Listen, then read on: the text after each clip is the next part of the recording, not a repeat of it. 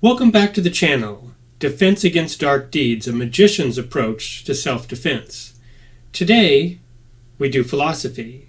We look at the philosophy of hitting people, and no, not ethics, but the praxis of hitting people. Suppose it's one of the lesser known philosophical specialties, but it is philosophical and it deals with yin and yang. And it's about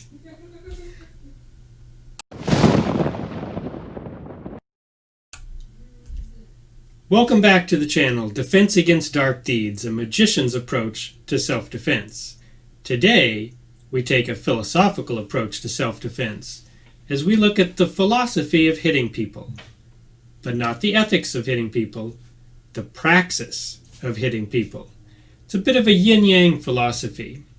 In a second, I'll show you a video when we look at Jesse Inkamp and Jake Mace explain it very succinctly. It's about hard parts of the body hitting soft parts and soft parts hitting hard parts.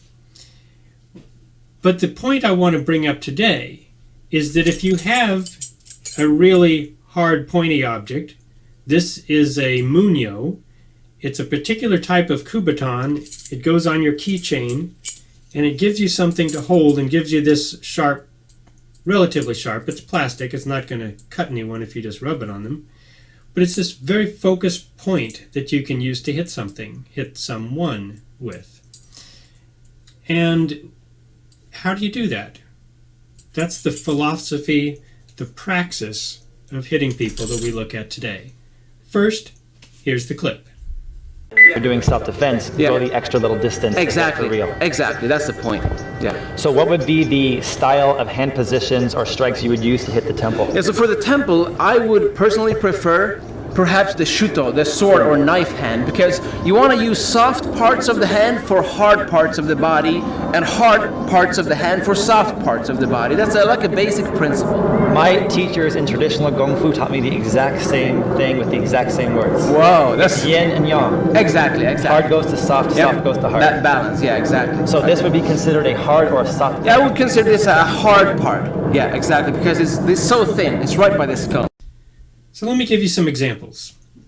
If you plan on hitting somebody in the head, maybe the forehead, and you have just your bare fist, you don't want to take your fist and hit somebody in the forehead because most likely it'll break the bones in your hand.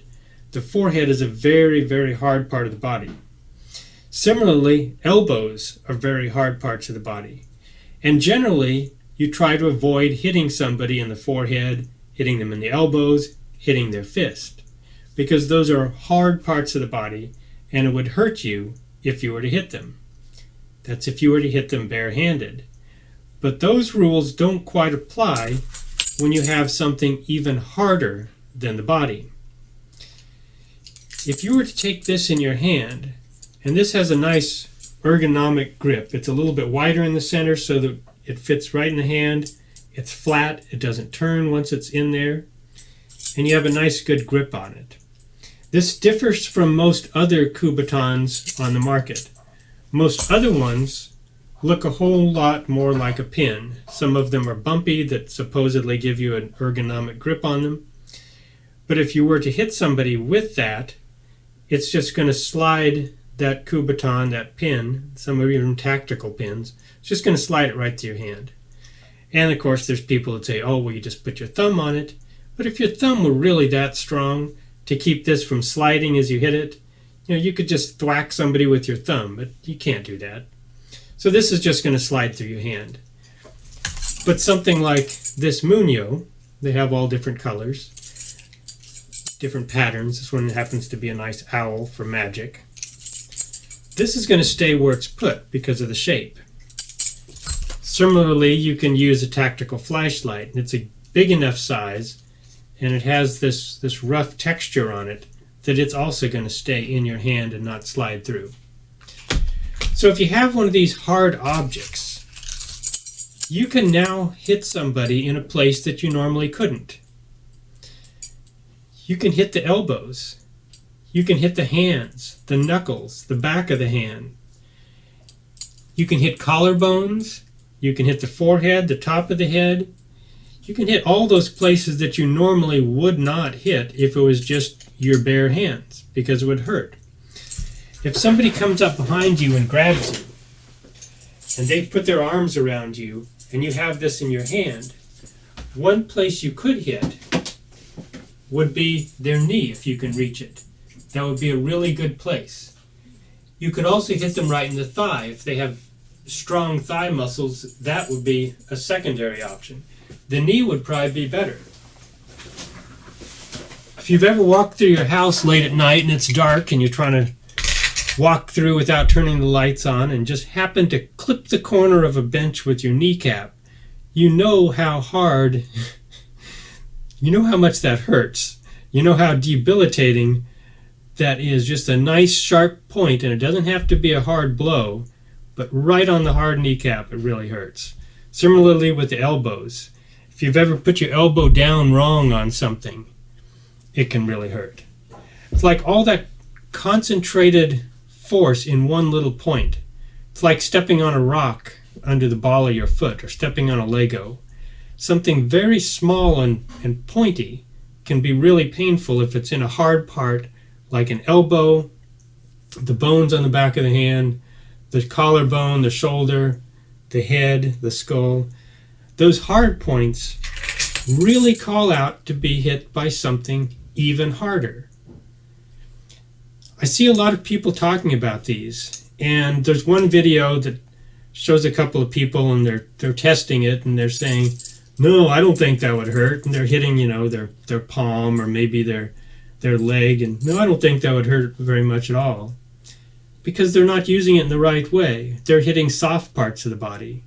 They're taking something super hard and hitting something soft, and of course that's not going to hurt. But something super hard hitting something that is hard but not as hard, that's where these type of force multipliers really excel. Super hard goes to bodily hard. And while we're on the topic of keys, you've probably seen this piece of advice. If you're walking through a parking garage late at night, you're scared, just take your keys and put them through your fingers like this, right? That would be really nasty to get hit that way. But try it. How much force do you really have? How much control over these keys? These keys are just going to slide around in your hand. They're going to press into this little webbing between your fingers. This one's already turned sideways and is cutting the side of my fingers now. Put your fingers like that, hit something like a basketball or a watermelon, and then after you've stopped the bleeding between your fingers, tell me how it feels. I don't think just because it's old wisdom doesn't mean it's good wisdom. If you're going to use your keys, you'd be better off holding the keys, all of them together in your palm, and using just that one point to strike with. You have a much better grip if they're all inside your hand than you would if you tried sticking them through your fingers. And plus, this is a whole lot easier. You don't have to really plan on this. If you've got the plastic Munio, great. If you don't, just all the keys together, leave one pointing out, and that's your impact point. And remember, the philosophy, it doesn't just go anywhere, it goes to the hardest points you can find on your assailant. And I like flashlights. You can do a couple things with the flashlight. As I said, you can turn it on and you can shine it in somebody's eyes and blind them for a moment. And if you do that, they might do something like this. A hand up over the eye so they don't get blinded. And what are they presenting you with? They're presenting you with the perfect target.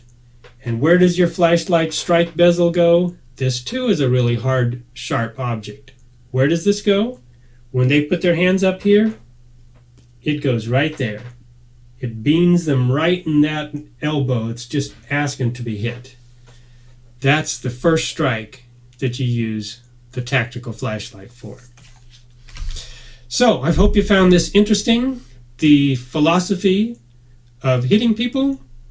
If you like the channel, subscribe, share it on Facebook, tweet about it. Hand somebody your phone with it on and say, hey, watch this video, you'll like it. If you want to support the channel, I have t-shirts now. Defense Against Dark Deeds, a magician's approach to self-defense. There's a link below in the description. You can order that there. There's a link for the Munio. It will be down there as well. Keep following the channel. Thanks for watching.